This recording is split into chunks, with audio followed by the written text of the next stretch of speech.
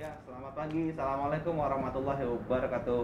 Wah, Ya, ketemu lagi bersama saya Dr. Bara di acara kesayangan kita Muardi Wae yang hadir setiap hari Selasa. Setiap hari Selasa jam setengah 10 sampai setengah 11. Ya, selamat bergabung untuk Sobat Muardi yang dimanapun Anda berada. Ada di Facebook, ada di Instagram, ada di YouTube. Nah, untuk yang Instagram ini kami mohon maaf bahwa kalau memang suaranya nggak jelas bisa bergabung ke tempat lain, ke Facebook atau ke YouTube live-nya kita.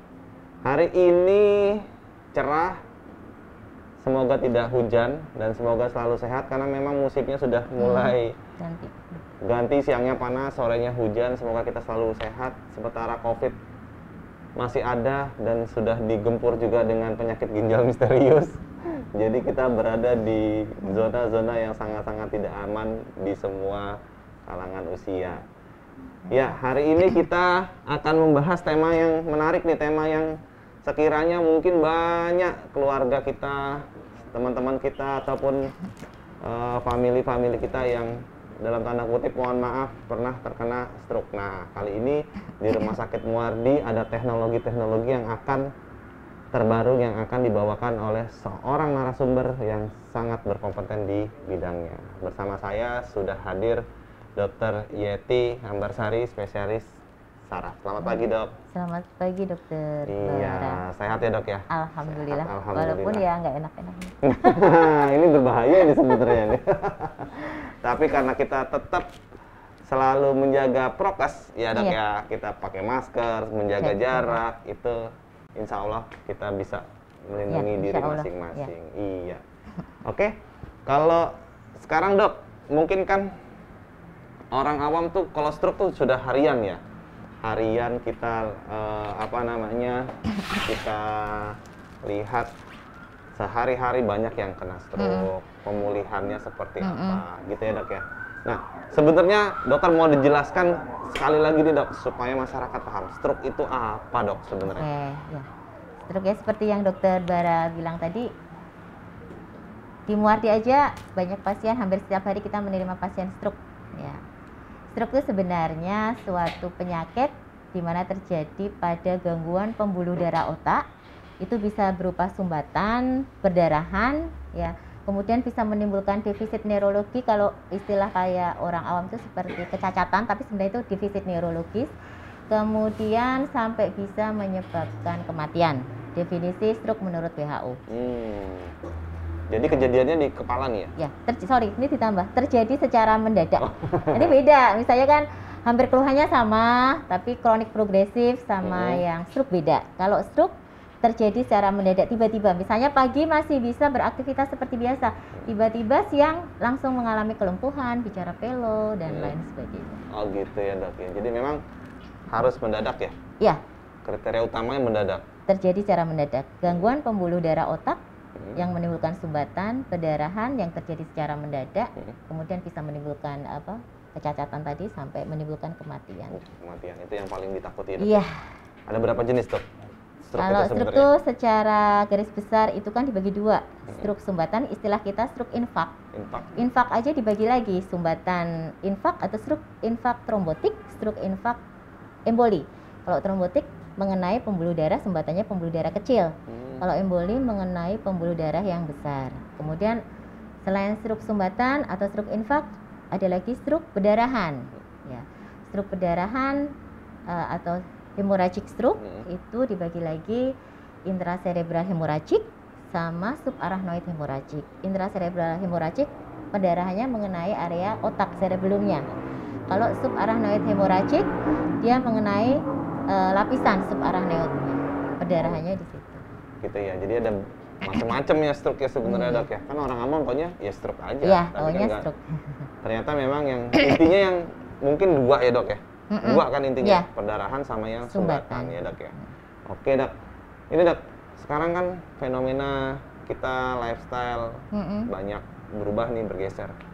Ada nggak sih Dok pergeseran karena fenomena lifestyle kita makannya yang enak-enak sekarang nih banyak terhadap angka kejadian stroke? Ya itu pasti Dok, sebenarnya stroke itu kan ada faktor resikonya. Faktor resiko salah satunya tadi yang bisa dimodifikasi ya lifestyle-nya. Yang tidak bisa dimodifikasi ya kita memang tidak bisa apa-apa, misalnya kayak ras, suku, kemudian genetik itu kan nggak bisa. Tapi kalau yang bisa kita modifikasi, yang bisa kita kendalikan adalah gaya hidup kita, misalnya pola makan, istirahat, stres, ya itu kan juga bisa memicu terjadinya stroke, di mana faktor tersebut bisa menaikkan tekanan darah, bisa menaikkan kadar gula, kemudian menaikkan kadar kolesterol, itu faktor pemicunya. Faktor pemicunya, oke dok. Jadi memang ada beberapa yang bisa dimodifikasi ya dok ya. Nah, apa faktor yang paling sering? Yang paling banyak ya? Secara misalkan nih, global ya? dokter global, apa sih yang paling sering nih orang menyebabkan stroke atau apa sih? Oke.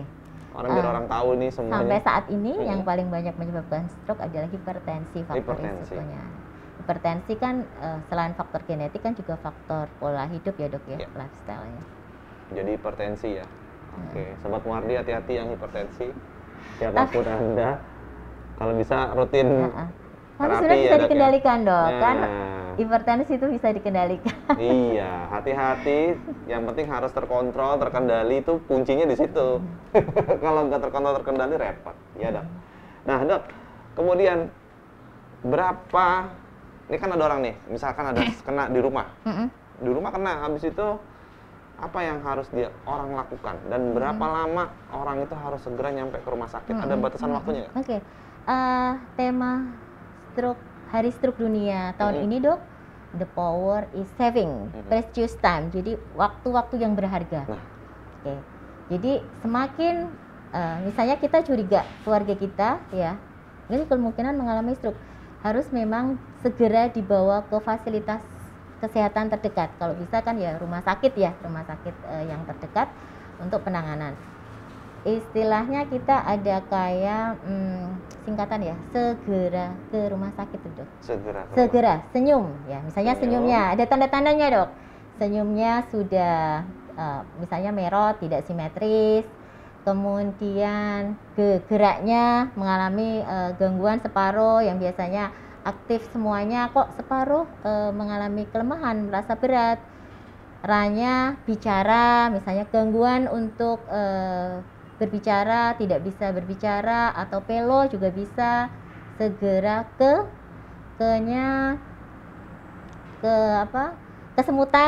kesemutan separuh anggota gerak. Airnya rabun, tiba-tiba langsung gelap gitu. Tiba-tiba langsung gelap, tidak bisa melihat. Kemudian yang terakhir keseimbangan, ada gangguan keseimbangan biasanya mengenai arteri atau area otak bagian belakang. Misalnya bisa pusing berputar, bisa tiba-tiba jatuh. Itu yang ini ya. Tanda-tanyanya.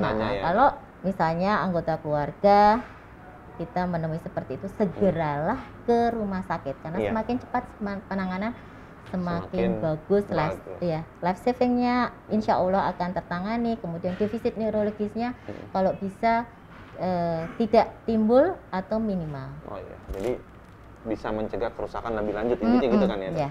Kerusakan lebih lanjut jangan sampai lebih parah lagi. Gitu. Ya, Sobat Muardi, sudah dijelaskan tadi tentang apa yang harus dilihat, ada beberapa parameter. Monggo kalau belum jelas bisa segera cari info yang valid, di googling aja, biasanya langsung ada. Iya. Oke, nah kita berlanjut ke materi kita dok. Nah tadi kan sudah dijelaskan tuh prolognya tentang stroke, apa itu stroke, kejadiannya apa faktor yang bisa menyebabkan, kalau memang itu waktunya seberapa. Nah waktunya dok, berapa lama? Tadi kan dokter belum jelasin waktu nih. Lupa. Waktu. Jadi kalau kita ada golden period. Nah, waktu kalau istilah kita kan hiperakut ya dok ya.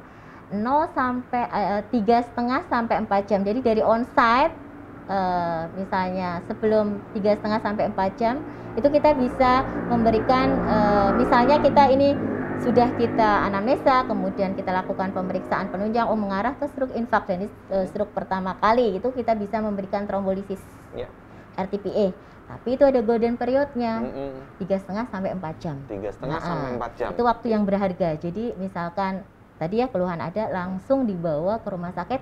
Apabila kita menemukan stroke infark, ya apapun infarknya ya, stroke infark dan pertama kali stroke itu bisa kita berikan RTPA. Tapi kalau sudah lebih ya sudah tidak bisa kita berikan. Iya. Terus apakah RTPA ini selalu ada di setiap rumah sakit? Tidak ada. Tidak. Di Tidak Muardi ada. ada, Di Dok? Muardi ada. Kita ada itu di yang Muardi. paling penting. Biasanya yang rumah sakit tipe A ya yang Tipe ada. A ya. Jadi kita ada. kalau stroke boleh langsung ke Muardi, Dok. Muardi ya intinya. Ya. Jadi karena memang penanganan di sini sudah komprehensif gitu. Jadinya ada beberapa pelayanan yang tidak ada di luar, ada di rumah sakit ini. Itu yang paling harus diingat-ingat baik-baik sobat Muardi sekalian. Ya, Dok. Kemudian waktunya maksimal 4 jam berarti, Dok ya? Iya. Jadi kalau memang udah setelah 4 jam, Setelah 4 jam, apa sih, Dok, yang mungkin udah 4 jam? oke, kalau kejadian? sudah 4 jam kita tidak bisa memberikan RTPA kalau stroke infak ya, Dok ya, dan pertama kali dan sesuai kriteria inklusinya, kriteria pemberian RTPA otomatis kan. Ya.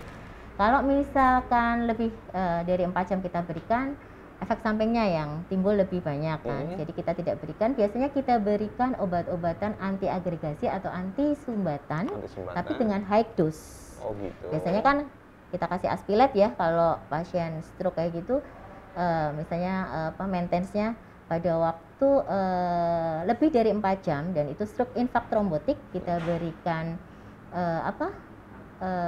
anti agregasi dengan aspilet dengan single dose dengan dosis 320 mg.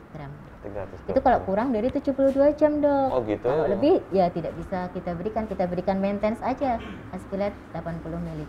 Iya. Itu kalau stroke infak trombotik. Nanti beda lagi, Beda stroke lagi? infak emboli itu beda. Wah, ternyata memang sangat luas sekali. Tapi tugasnya Dokter Yeti ini di sini. Oh, dan kawan-kawan. Dan kawan-kawan yang teman dari neurologi untuk menterapi itu. Tugasnya kita adalah segera membawa ke Iya, betul, Dok. rumah sakit. Nah, itu dia. Kemudian untuk teknologi terkini nih, Dok. Oke. Kan setelah stroke kemudian dirawat biasanya, Dok ya. Mm-mm. Pasien-pasien stroke dirawat di rumah sakit. 1, 2, 3 hari sampai pulih. Nah, setelah pulih apa yang harus dilakukan dan teknologi apa yang ada di rumah sakit Muardi sekarang? Oke. Jadi kriterianya post stroke ya, Dok ya. Jadi fase subakut. Jadi sudah tertangani waktu gawatnya di rumah sakit tertangani, biasanya kan kita rawat jalankan, Dok. Ya. Kalau pasien mengalami defisit neurologis, misalkan ya kelemahan separuh anggota gerak, itu tetap kita berikan kalau istilah kita stimulasi sensorik, stimulasi motorik. Stimulasi sensorik motorik itu biasanya kerjasama dengan teman sejawat kita rehabilitasi kan, misalnya dengan exercise, jadi latihan motorik untuk memulihkan kekuatannya. Kemudian di tempat kita ada alat namanya TMS, Transcranial Magnetic Stimulasi. Itu adalah untuk menstimulasi neuron-neuron atau sel-sel otak biar mengalami sinaptogenesis. Sel otak itu kan unik, Dok. Jadi sel otak itu kalau tidak ada sinaptogenesis, tidak ada listrik, ya tidak akan jalan. Nah, itu apa tuh, Dok? Sinaptogenesis itu apa itu? Sinaptogenesis. Makanan apa itu sinaptogenesis? Kayak nyambung, kalau istilah orang awamnya itu ada listriknya. Ya, ada listriknya untuk nyambung kerja antara sel saraf satu kan harus ada aliran listriknya kalau istilah awam, oleh orang awam. Kalau kita sinaptogenesisnya. Jadi itu menstimulasi otak untuk meningkatkan sinaptogenesis. Kalau itu terjadi atau plastisitas terjadi atau perbaikan sel-sel saraf terjadi, akan terjadi pemulihan dari sel-sel otaknya. Sebenarnya yang ada di Muardi ini sebenarnya untuk terapi modulasi pasien-pasien post-stroke yang mengalami defisit neurologi secara motorik sebenarnya banyak sekali, Dok. Misalnya stimulasi auditorik. Sekarang yang dikembangkan robotik, ya mudah-mudahan Muardi sebentar lagi bisa. Amin, Dok. Itu lebih enak kalau robotik. Ada VR, virtual reality. Virtual reality itu kayak yang di mall-mall itu kita main itu. Kayak main itu. Oke. Itu kan merangsang gerakan. Ya. Oke. Kemudian yang terakhir yang dikembangkan dan mudah-mudahan segera bisa diaplikasikan pemberian stem cell ya. Stem cell. Ya. Kan Muardi sebenarnya sudah termasuk kemarin ngusulin ya, Dok ya, Iya. rumah sakit Salah satu pelayanan stem cell ya, Dok. Semoga kita bisa langsung segera menangani dengan stem cell, Dok. Nah, Dok, kemudian Dok, adakah syarat khusus misalkan nih stroke yang model apa yang bisa dokter lakukan? Misalkan tadi dokter sebutkan TMS ya, Dok. TMS. Terus apalagi tadi ada auditori misalkan. Ada kriteria khusus nggak yang stroke model ini atau memang semua stroke bisa? Itu biasanya kalau misalnya TMS dok, TMS itu tidak hanya gangguan motorik aja, misalnya kelemahan, itu bisa juga untuk gangguan bahasa. Gangguan bahasa misalnya afasia, kalau istilahnya kita ada afasia motorik, afasia sensorik. Afasia itu kan gangguan bahasa pasien, misalkan pasien stroke sebenarnya tahu apa yang kita maksud tapi untuk mengutarakannya kan sulit, itu namanya afasia motorik ya. Itu bisa. Kemudian pasien-pasien depresi pasca stroke ya, banyak yang kita lakukan TMS dan perbaikannya lumayan signifikan. Jadi nggak ada kriteria khusus ya dok ya, stroke yang model apa yang dokter tadi pernah? Kalau yang TMS ya, atau stroke penyumbatan? Nggak ada dok. Nggak ada. Stroke sumbatan, stroke perdarahan itu bisa kita lakukan. Yang penting pasiennya bisa duduk. Oh gitu.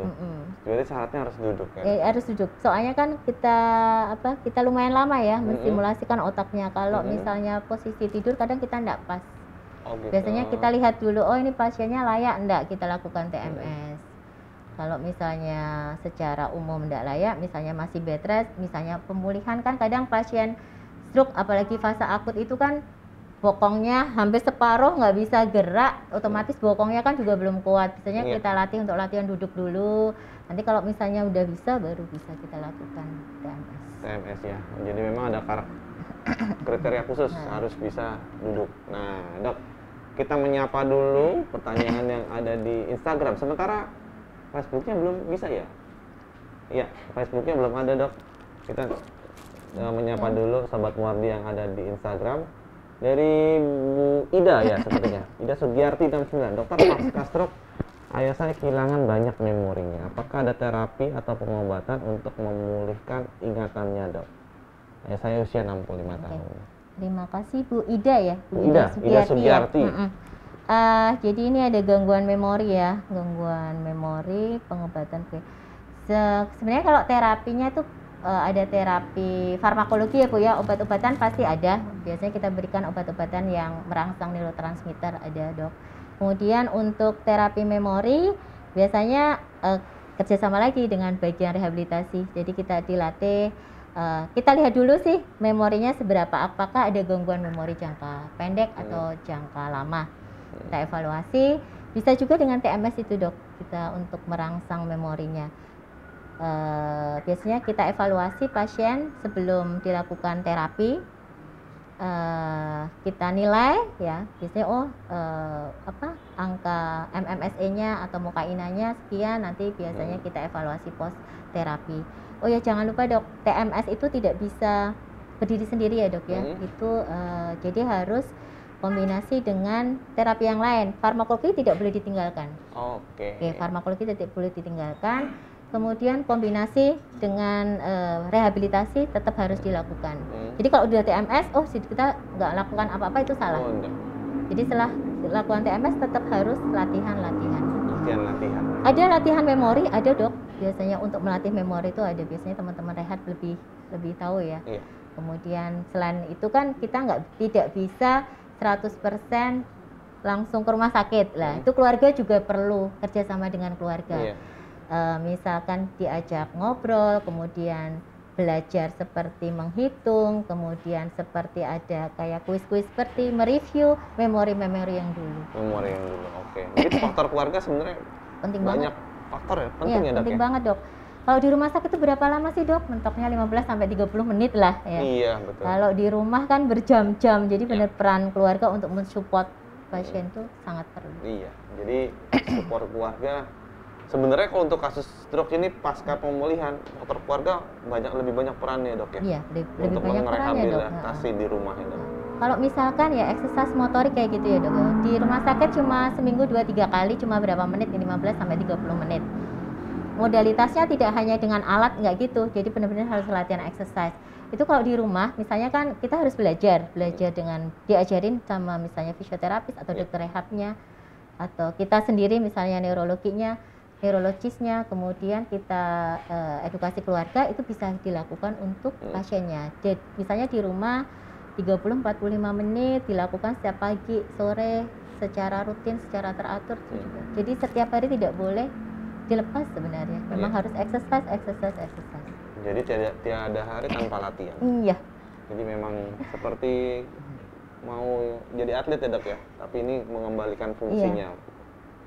Ya, kemudian ada lagi nih dok dari Leoni Kamila. Dok, kalau ada gejala stroke dan langsung dibawa ke IGD, apakah langsung dapat ditangani dok? Oke. Ini pertanyaan sangat bagus dok. Ini kan tadi hampir sama ya pertanyaan sama dokter Bara ya. Ini dengan Ibu Leoni ya. Kalau dibawa ke rumah sakit pasti langsung ditangani Bu. Jadi pasien yang kita curigai, misalnya datang kita curiga ke stroke ya. Kita lakukan anamnesa, kita life savingnya tetap ya dok ya, ABC, mungkin anestesi lebih jago. Life savingnya kemudian kita evaluasi, kemudian semua stabil, misalkan tensi tinggi, kita sesuai target. Kalau kita neurologi, selama tidak ada gagal organ lain atau gangguan organ yang lain, kita turunkan tensi sesuai dengan guideline. Memang tidak bisa kita turunkan secara tiba-tiba karena nanti perfusi ke otaknya juga akan berkurang sehingga itu akan memperparah kondisinya. Kalau misalkan sudah tertangani ABC-nya dan lainnya, biasanya kita CT scan. Kalau CT scan kita tahu ini perdarahan. Kita biasanya kalau perdarahan kita berikan obat-obatan untuk stroke perdarahan.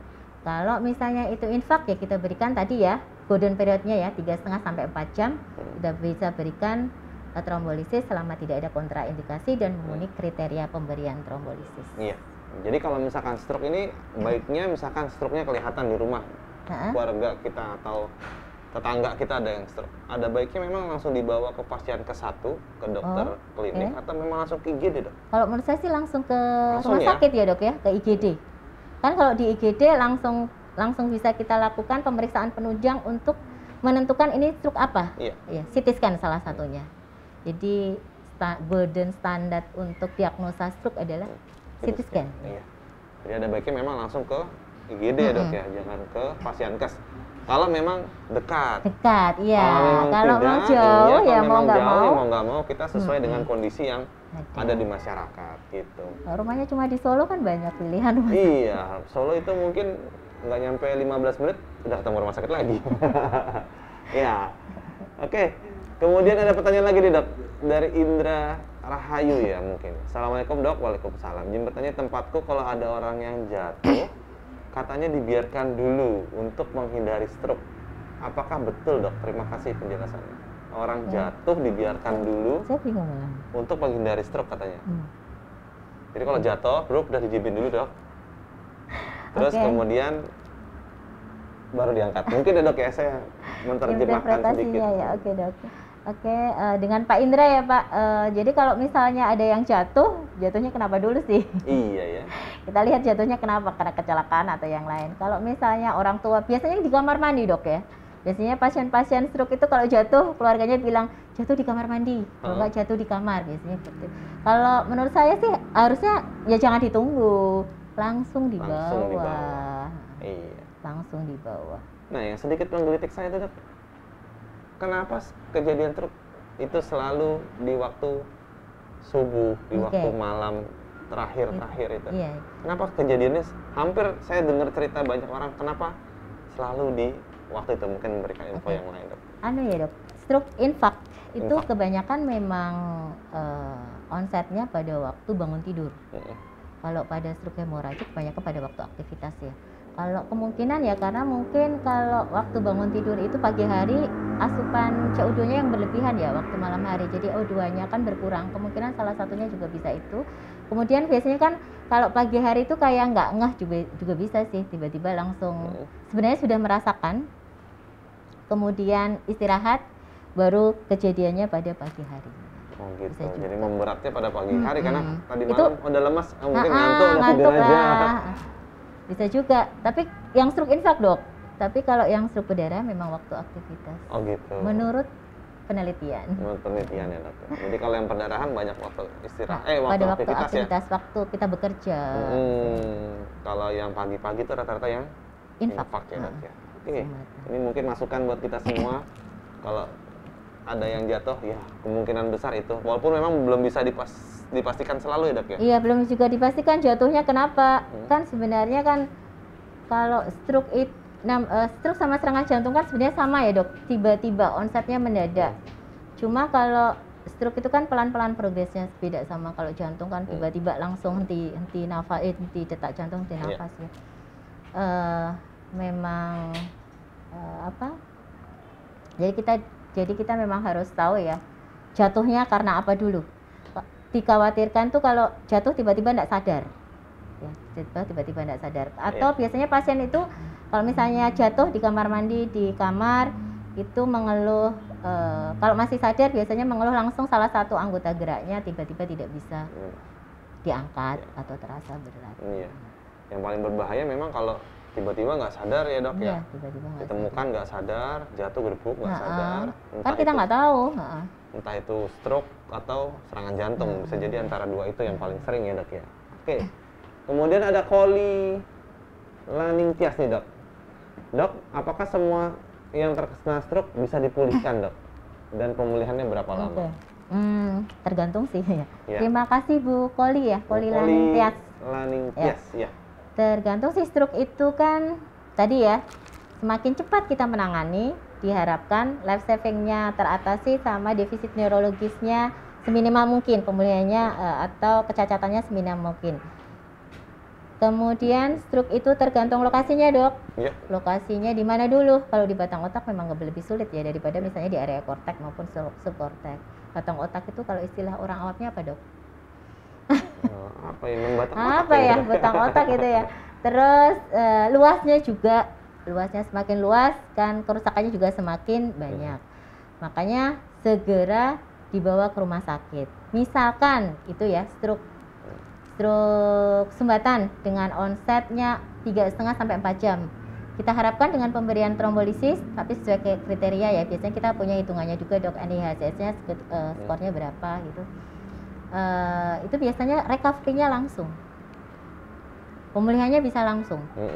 Tapi misalkan pasien tidak memenuhi kriteria untuk pemberian RTPA atau trombolisis, kemudian dia mengalami defisit neurologis. Kalau defisit neurologisnya ringan, misalnya kekuatannya berapa ya, 4 atau 4 plus, jadi kekuatan orang normal itu 5, kemudian turun menjadi 4, itu sudah mulai kelemahan. Yang paling berat adalah 0 atau 1.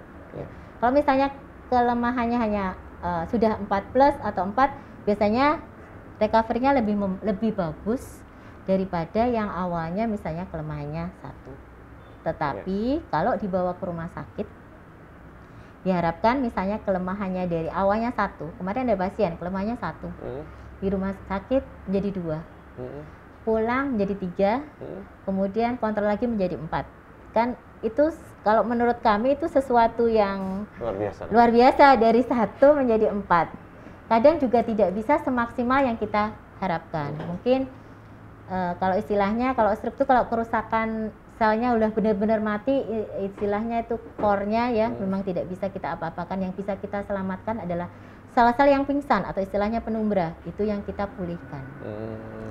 Iya dok. Jadi memang stroke ini macam-macam, multifaktorial ya dok penyebabnya ya. Jadi bisa dipulihkan juga tergantung banyak macam ya dok ya, banyak lokasi, tempat dan lain-lain sesuai yang sudah dijelaskan sama dokter Yeti. Nah dok, kita kembali ke tema nih dok. Teknologi misalkan nih dok, kapan ini bisa dipakai dok di rumah sakit Muardi? Apakah pasien yang di luar bisa datang ke sini itu dan langsung menikmati fasilitas teknologi yang ada di rumah sakit? Oh iya, bisa dok. Sekarang kan di Muardi misalnya rujukan dari teman sejawat ya, teman sejawat untuk pemeriksaan gitu bisa kita lakukan langsung tindakan kan bisa dok. Kan sekarang kan sudah kayak tapi kita lihat dulu juga pasiennya. Biasanya kita lihat dulu pasiennya apakah ini layak dilakukan, misalnya tadi TMS ya, kita punya modalitas salah satunya adalah TMS. Apakah bisa dilakukan untuk terapi stimulasi. Kita kan juga ada telemedicine dok. Jadi kan biasanya kita telepon pasien, video call. Oh ini pasiennya seperti ini dok. Oh ya ini layak. Tapi memang harus dari rujukan dokter. Bisa langsung. Bisa ya dok ya. Jadi memang siapapun bisa menikmati dan ini TMS, gitu dok. TMS kita ada navigasinya dok. Navigasi, mudah-mudahan nanti ada datang yang robotik, mudah-mudahan. Oh amin dok, amin. navigasinya. Jadi satu-satunya yang di Solo yang TMS ada navigasinya adalah di Muardi. Ada di Muardi. Jadi kita tidak mengukur satu-satu gitu kan. Kadang kita kan mensimulasi tuh nyari titik yang tepat dulu. Itu kan ada angkanya, Dok. Kita pakai kita memberikan kekuatan berapa, kita cari satu-satu titik yang mau kita simulasi di situ. Karena kita ada navigasi, jadi kita bisa langsung lihat gambar. Oh, kena area ini yang mau kita simulasi, bisa kita langsung. Itulah teknologi yang ada di kita dan belum ada di tempat lain di area Solo Raya. Iya. Jadi teknologi-teknologi yang terbaru yang kita bisa adaptasi untuk pemulihan pasien stroke ya, Dok ya. Nah, kemudian banyak pertanyaan lagi nih, Dok. Pasien stroke, kemudian kan kadang stroke kan nggak cuma stroke ya, Dok, kadang harus hipertensi, kemudian diabetes ya, Dok ya. Apakah di Muardi ini ditangani sendiri sama dokter saraf atau memang gabung dengan dokter yang lain, Dok? Kalau memang ada indikasi indikasi untuk rawat bersama dengan teman sejawat yang lain, pasti kita lakukan. Biasanya pasien-pasien stroke itu misalnya obat kayak anti diabetesnya, Dok ya, kan pakai injeksi, Dok. Sudah tidak pakai oral kebanyakan kan seperti itu karena sudah faktor risikonya sudah muncul ya. Apalagi usia tua kan, biasanya pemberian anti diabetes yang injeksi, kita pasti kerjasama dengan teman sejawat, misalnya dari internal. Misalnya ada faktor risikonya, misalnya stroke, infark, emboli. Salah satu faktornya karena gangguan irama jantung. Biasanya kita juga kolaborasi dengan dokter kardiologi, kita juga dengan rehab gitu. Tetap dengan kolaborasi dokter yang lain. Jadi memang Rumah Sakit Muardi ini merupakan rumah sakit tipe A, Dok ya. Kita punya tim yang dokter-dokter yang kompeten, ahli di bidangnya. Jadi kayak one stop shopping, masuk one stop medical service ya, Dok. Masuk ya. Semua ada di sini, nggak usah kemana-mana lagi gitu ya, Dok ya. Oke, udah kita lanjut lagi ke pertanyaan nih, Dok. Karena Facebooknya udah nyala lagi, Dok, kita berlanjut ke Facebook. Dari Mbak Wina Asri. Assalamualaikum, Dokter. Waalaikumsalam. Saya penyintas autoimun, Dok, dengan SLE, RA, Sjogren syndrome. Saya pernah ada riwayat operasi tumor otak tahun 2017. Dirawat di Muardi terakhir karena sering nyeri kepala hebat, mual muntah, dan terjadi kelemahan gerak di tangan dan kaki kiri. Tangan dan kaki kiri, ya betul. Dilakukan MRI, ternyata ada multiple lacunar infarct, Dok. Apa gejala utama dari stroke selain kelemahan gerak? Sekarang saya sering kaki susah digerakkan dan tangan terjadi kelemahan. Apakah itu gejala dari stroke atau dari autoimun saya? Oke, terima kasih Mbak Wina, pertanyaannya bagus sekali. Bisa dinaikin lagi.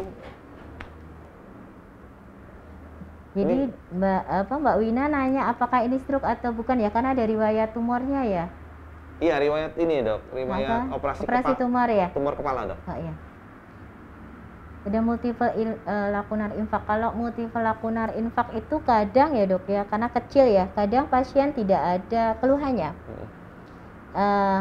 Kalau istilah kita ada silent stroke, selama itu ada faktor resikonya sih. Sebenarnya autoimun juga bisa menyebabkan stroke lacunar infarct itu. Tapi misalnya defisit neurologisnya tidak kelihatan, kita istilahnya silent stroke, itu bisa sih, Dok. Kemudian cuma apakah ini terjadi kelemahan gerak, kemudian kelemahannya itu gejala stroke atau tidak, memang tidak bisa kita langsung bilang oh ini stroke, oh ini bukan stroke, ini autoimun.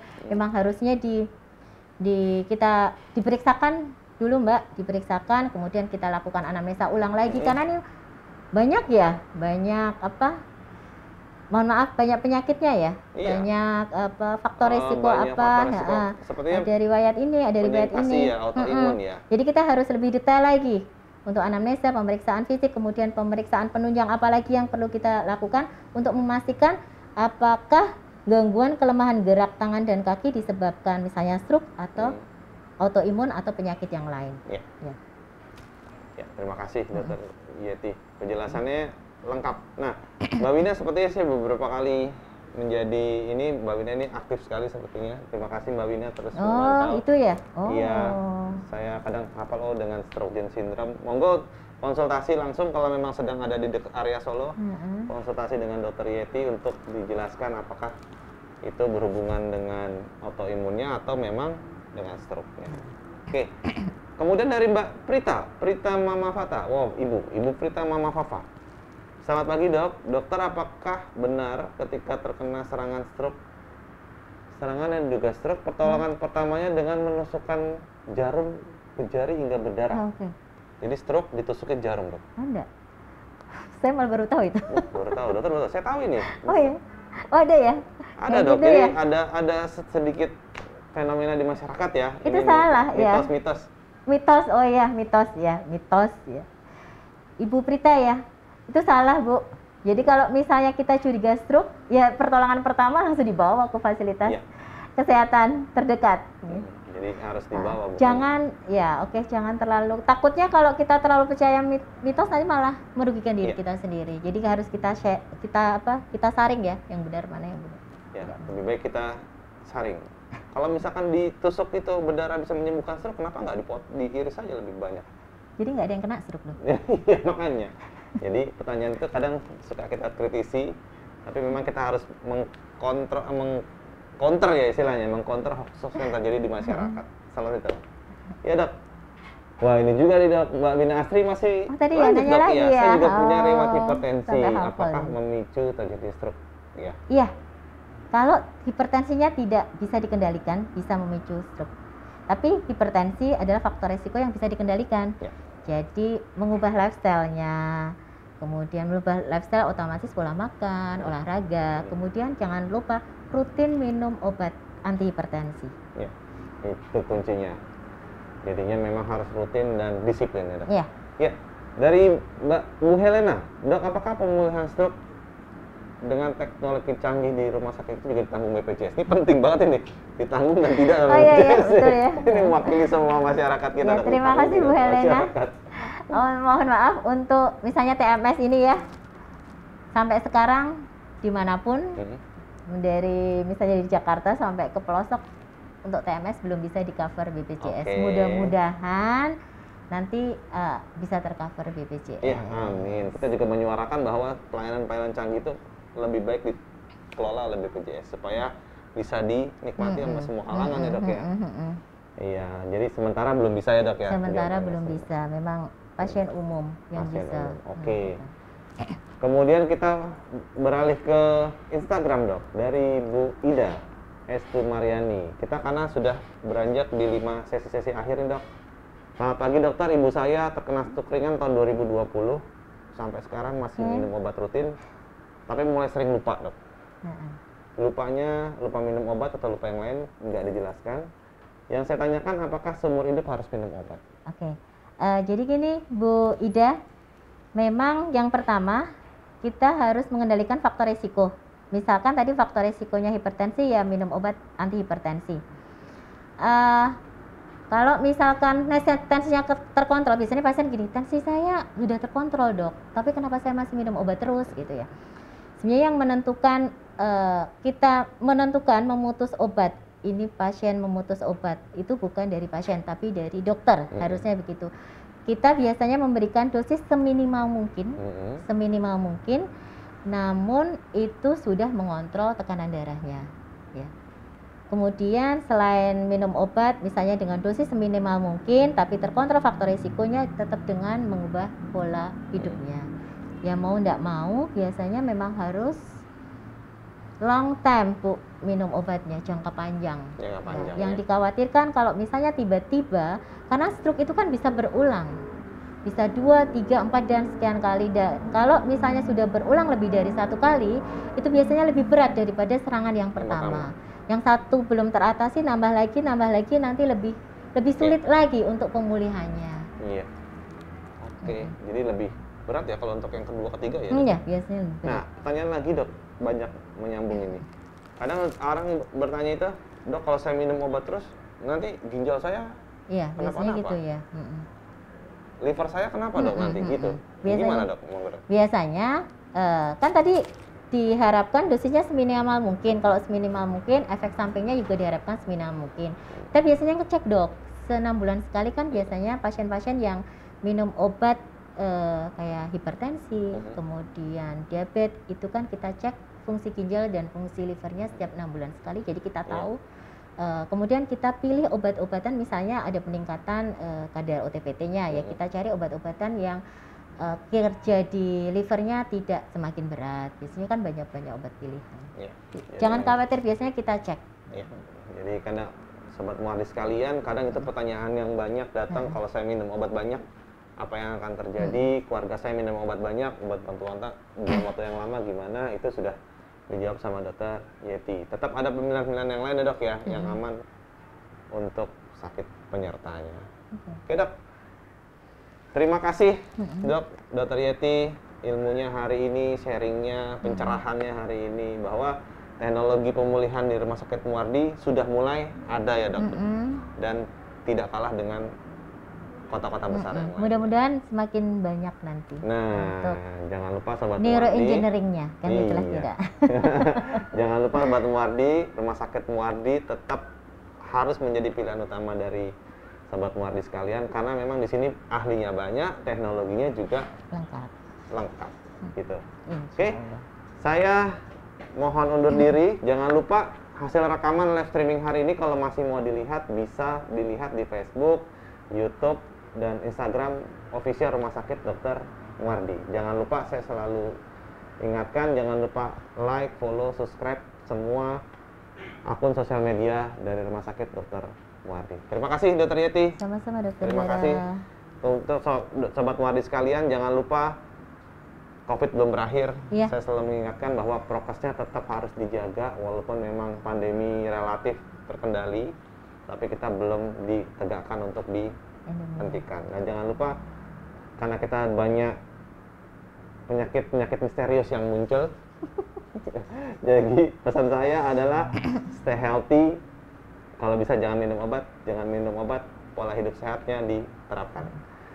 Sampai jumpa. Assalamualaikum warahmatullahi wabarakatuh. Waalaikumsalam warahmatullahi wabarakatuh.